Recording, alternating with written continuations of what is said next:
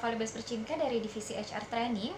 Dan kali ini kita akan coba membahas bagaimana cara membaca kepribadian seseorang dalam proses interview. Nah, tentunya sebelum kita melakukan proses interview pasti banyak sekali persiapan yang harus dilakukan, bukan? Seperti misalnya data-data yang dibutuhkan, kemudian pengetahuan-pengetahuan apa saja akan kita gali, kemudian pengalaman pekerjaan, dan ya data-data pendukung lainnya tentunya ya. Tapi ada satu hal lagi yang lebih penting dan tidak kalah penting, yaitu siapkan pertanyaan-pertanyaan guna menggali kepribadian seseorang. Nah, dalam kesempatan kali ini saya akan coba sharing ke teman-teman semua bagaimana cara membaca kepribadian seseorang pada saat kita melakukan proses interview. Ada 7 pertanyaan yang akan kita bahas kali ini, dan kita akan langsung lanjut saja ke pertanyaan yang pertama. Nilai yang dipegang teguh. Nah, teman-teman bisa mengajukan pertanyaan seperti ini. Sebutkan 3 nilai yang selama ini Anda pegang teguh. Kalau jawabannya semisal, yang pertama adalah ambisi, yang kedua adalah fokus, dan yang ketiga adalah target oriented, maka si pelamar ini bisa terindikasi bahwa dia cocok di posisi sales. Ingat teman-teman, ini adalah indikasi.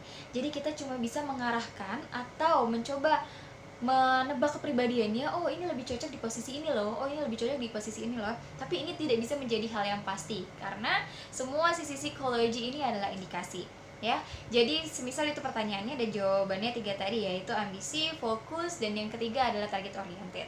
Semisal ada jawaban lainnya adalah ketenangan, fokus, kemudian tidak adanya gangguan. Nah, ini bisa jadi terindikasi di posisi administratif. Jadi kita bisa lihat dari nilai-nilai yang dipegang teguh oleh si pelamar tersebut. Kalau misalkan ada lagi yang menjawab tim oriented, kemudian komunikasi yang baik, kemudian fokus membuat goals tertentu. Nah, ini adalah orang yang cocok di posisi leader. Seperti itu. Jadi yang pertama adalah nilai yang dipegang teguh. Yang kedua adalah situasi yang penuh tekanan. Nah, ini adalah pertanyaan yang cukup menjebak. Jadi, kita bisa mengajukan pertanyaan ketika ada masalah yang timbul dari diri si pelamar itu sendiri. Langkah apa yang akan dia lakukan untuk menyelesaikan masalah tersebut? Ada beberapa jawaban yang bisa menjadi indikasi kepribadian seseorang. Yang pertama adalah dia mencoba menghadapi, mengkomunikasi, kemudian menyelesaikannya seorang diri. Nah, ini adalah tipe orang yang biasa bekerja sendiri. Atau jawaban yang kedua adalah dia mencoba untuk sharing dengan teman-teman satu tim, kemudian mengumpulkan masukan-masukan yang ada, merumuskan menjadi satu tujuan, dan diselesaikan secara bersama-sama. Ini adalah tipe orang yang team oriented. Atau ada juga yang, wah saya akan berusaha untuk menghindari konflik itu sebisa mungkin. Nah, ini yang harus kita waspadai, karena tipe orang seperti ini adalah tipe orang yang biasanya menghindari konflik, dan ketika ada konflik dia tidak berusaha menyelesaikannya sendiri. Itu yang kedua. Kita lanjut yang ketiga. Pertanyaan yang ketiga adalah motivasi hidup. Nah, ini simpel teman-teman, jadi kita bisa tanyakan apa sih yang menjadi motivasi hidup si pelamar tersebut.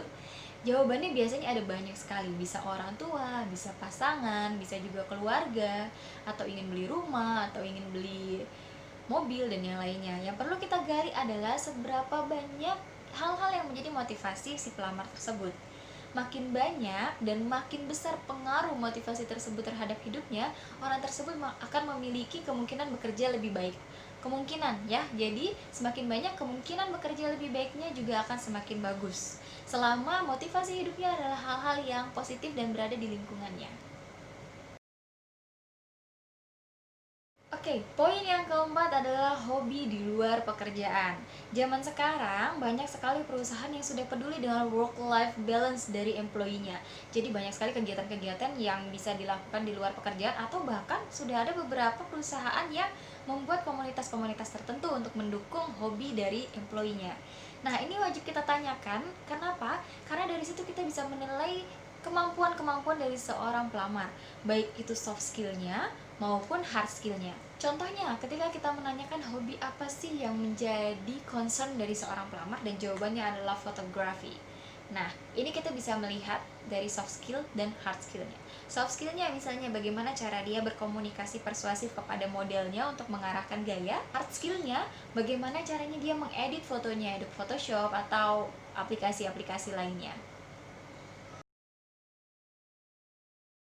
kelima adalah sebutkan 3 kelebihan diri. Bisa teman-teman coba kembangkan juga sih, 3 atau 5 atau 2 atau 1 juga bisa. Tapi yang jelas di sini kita bisa menilai apa sih kompetensi yang paling dibanggakan oleh si pelamar, sehingga kita tahu poin mana yang harus kita naikkan. Gitu. Karena seseorang bisa menyadari kepribadiannya sendiri atau menyadari kelebihannya sendiri, dan perusahaan bisa membantu si pelamar tersebut untuk mengembangkan potensinya. Pertanyaan yang keenam adalah pekerjaan impian. Apa sih yang menjadi pekerjaan impian seorang employee yang akan kita rekrut? Nah, ini yang menjadi concern perusahaan. Tentunya kita ingin mendapatkan kandidat yang sesuai dengan kebutuhan bisnis, bukan? Ketika kita membutuhkan seorang sales, jadi pekerjaan impiannya juga harusnya sales. Ketika kita membutuhkan seorang BM atau leader, tentunya pekerjaan impiannya juga harus BM atau leader. Nah, ketika jawabannya sudah tepat, jangan senang dulu Bapak Ibu, karena kita harus terus menggali dan coba menggoyahkan pendiriannya dengan tawaran-tawaran lain. Contohnya, ketika saya bertanya, jadi apa pekerjaan Anda? Apa pekerjaan impian Anda Bapak Ibu? Oh, saya pekerjaan impiannya adalah sales. Wah, kebetulan kita butuhnya marketing tuh. Nah, ketika dia goyah, ya. Pertanyaan yang terakhir adalah buku bacaan favorit. Tentunya kita ingin mendapatkan seseorang pelamar atau seorang employee dengan pengetahuan yang cukup luas, bukan? Nah, ketika kita menanyakan satu buku favorit, jangan lupa tanyakan lagi, apa sih isi bukunya? Bukunya menceritakan tentang apa? Nah, kalau itu benar-benar buku favorit dari si pelamar, dia akan bisa menceritakan dengan lancar, dengan jelas, dan tentunya dengan ekspresi yang mengagumkan. Oke interviewer, jadi itu adalah 7 pertanyaan yang bisa kita tanyakan kepada calon employee kita. Semoga bermanfaat dan membantu. Kalau ada masukan, boleh teman-teman nanti bisa sampaikan ke saya. Dan kita akan ketemu di video-video selanjutnya.